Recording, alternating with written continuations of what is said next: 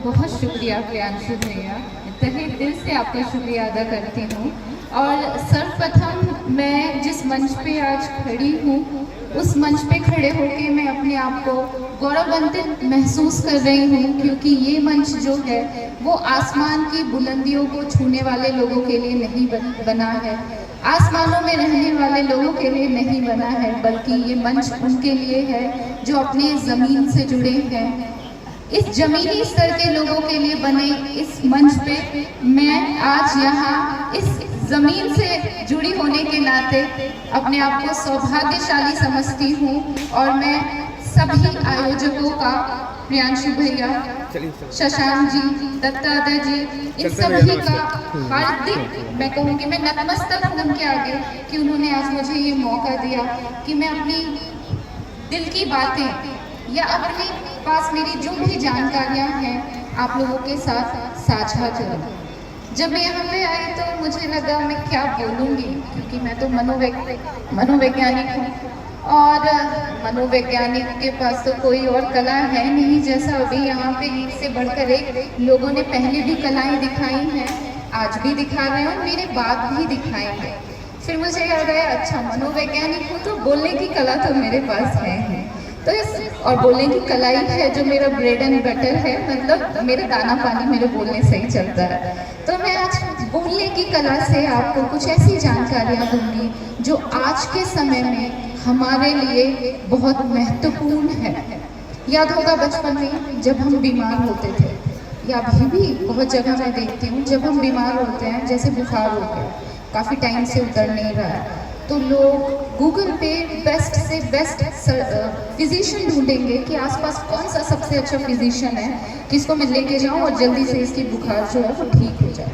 या फिर पेट में कोई ट्यूमर हो गया या कोई और परेशानी हो गई किडनी रिलेटेड, तो भी हम बेस्ट से बेस्ट सर्जन ढूंढेंगे कि किसके पास मैं जाऊँ और मेरी ये समस्या सही हो जाए, वो भी बेस्ट तरीके से।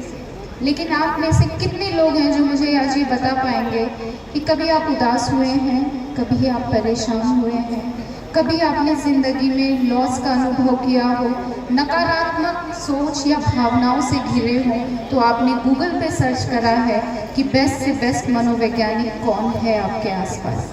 नहीं, बहुत कम होंगे। मैं ये भी नहीं कह रही हूँ कि 0% रेशियो होगा, हो सकता है 5-10% होंगे, लेकिन क्यों 90-95% इस ओर ध्यान नहीं देते हैं कि जिस तरीके से हम शारीरिक रूप से परेशान होते हैं उसी तरीके से हम मन से भी परेशान हो सकते हैं।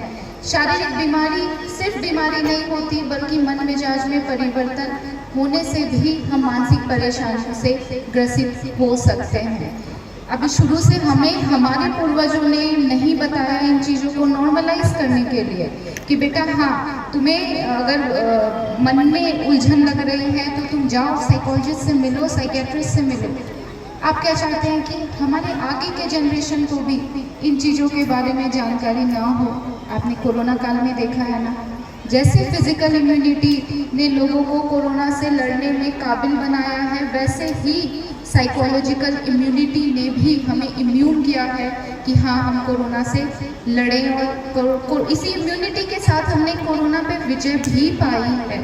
तो जैसे हम कम समझ रखते हैं इन चीज़ों को लेकर के, मैं चाहती हूँ यहाँ आने का मकसद भी मेरा ये है कि आगे चल कर के आज से ही मानसिक स्वास्थ्य के प्रति आप लोग भी सचेत होइए। आप लोग भी ये जानिए पहचानिए कि मन मिजाज की दिक्कतें भी ऐसी दिक्कतें होती हैं जिनके लिए ट्रीटमेंट बहुत ज़रूरी है, क्योंकि माइंड ही तो हमारे बॉडी का रिमोट कंट्रोल है।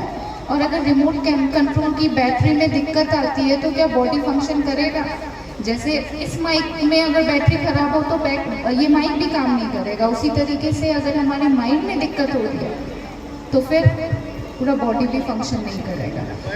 बॉडी के लक्षणों को हम समझते हैं, लेकिन क्या होता है कि कई बार सिम्टोमेटिक इलाज के लिए चले जाते हैं कि आज सर दर्द कर रहा है तो आज न्यूरोसर्जन को दिखा ले, आज पैर दर्द कर रहा है तो हड्डी वाले को दिखा लें, आज चक्कर आ रहा है तो कहीं और चले जाएं। तो जब आप सिम्टोमेटिक इलाज करेंगे तो वो जो आपका ट्रीटमेंट स्ट्रैटेजी होगा वो टेम्पररी होगा। हर दिन अलग अलग सिम्टम्स के लिए अलग अलग लोगों के पास आपको जाना होगा। बट अगर आप कारण का इलाज करते हैं, क्योंकि कई बार हो सकता है जब हम बहुत परेशान होते हैं ना, तो वो परेशानी चूँकि कारण मनोवैज्ञानिक होता है, तो वो परेशानी जो है शरीर के किन्हीं लक्षणों के माध्यम से प्रदर्शित होने की कोशिश करती है। तो वो शरीर में कष्ट देके ये इशारा करती है कि मैं अंदर से परेशान हूँ। तो मैं तो कारण तो नहीं समझ पा रही, बट मैं लक्षणों को परेशानी समझ के लक्षणों के इलाज के लिए दर बदर भटकती हूँ, और वो टेम्पररी रिलीफ होता है। तो आपको समझना है कि कई मानसिक परेशानियाँ मनोवैज्ञानिक कारणों के कारण भी होती है। अगर आप कारणों का इलाज करेंगे तो लक्षण ऑटोमेटिकली रिजॉल्व होंगे।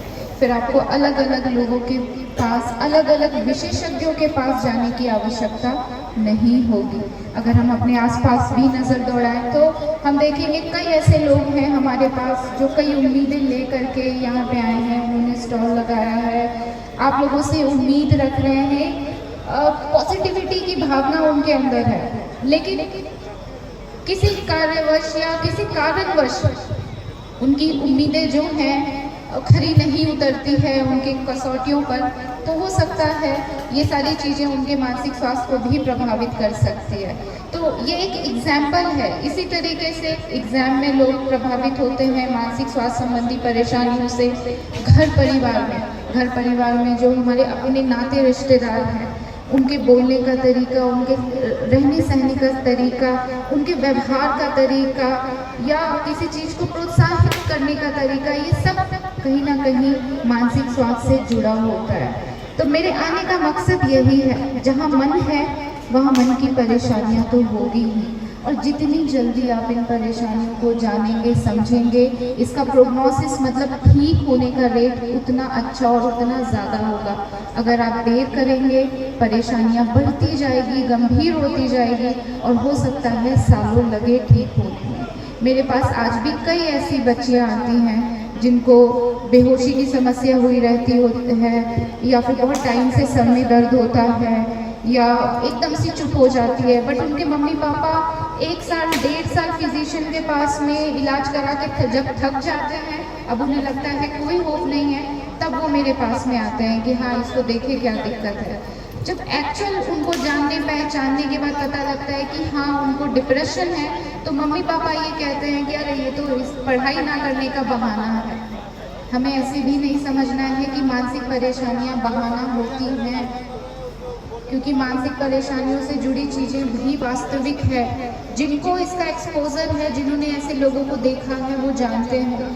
जो लोग नहीं जानते हैं वो इसको समझने की कोशिश कीजिए कि डिप्रेशन एक रियल समस्या है, एंजाइटी एक रियल समस्या है, पैनिक अटैक एक रियल समस्या, ऐसे कई सारी परेशानियाँ।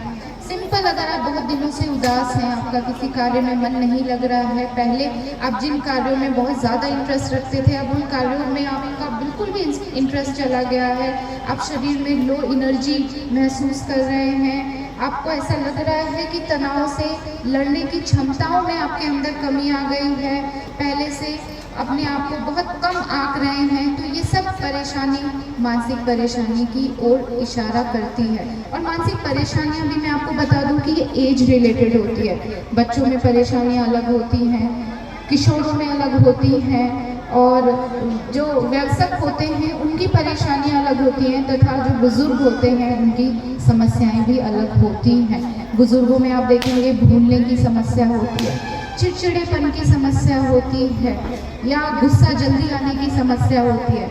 हम ये कहते हैं ना, अरे वो तो बूढ़े हो गए, ये तो ऐसे ही है, छोड़ दो, इनको इलाज की ज़रूरत नहीं है। पर ऐसे व्यक्तियों को भी इलाज की ज़रूरत होती है। आप समझिए कि जो हमारे माता पिता बचपन में जैसे हमारी देख रेख कर रहे हैं, अब वो समय आया है कि उनके बुजुर्ग होने पर हम उनकी देख रेख करें, हम उनके मन मिजाज को समझें, हम उनके सोच विचार को आके, और ज़रूरत पड़ने पे जहाँ भी आपको लगता है कि कोई मेंटल हेल्थ प्रोफेशनल है, चाहे वो साइकियाट्रिस्ट हो या फिर वो साइकोलॉजिस्ट हो, आप उनके पास लेकर के ज़रूर जाएं। अगर आप में से कोई ऐसे व्यक्ति हैं जो मानसिक स्वास्थ्य के बारे में आज मेरे से कुछ पूछना चाहते हैं, जानना चाहते हैं, सलाह लेना चाहते हैं, तो मैं उनका वेलकम करूंगी इस मंच से। और अगर कोई है तो कृपया हाथ उठाइएगा। चलिए, अगर कोई नहीं है तो मैं अपनी वाणी को यहीं विराम दूंगी, क्योंकि एक से बढ़कर एक कलाकार आज हमारे बीच इस परिसर में उपस्थित हैं और हम सौभाग्यशाली हैं कि हम उनको सामने से बैठ के देख पाएंगे। तो एक बार फिर मैं सारे आयोजकों का धन्यवाद करती हूँ, बहुत बहुत शुक्रिया इस ज़मीनी मंच पे ज़मीन से जुड़े लोगों को जोड़ने के लिए, बहुत बहुत शुक्रिया।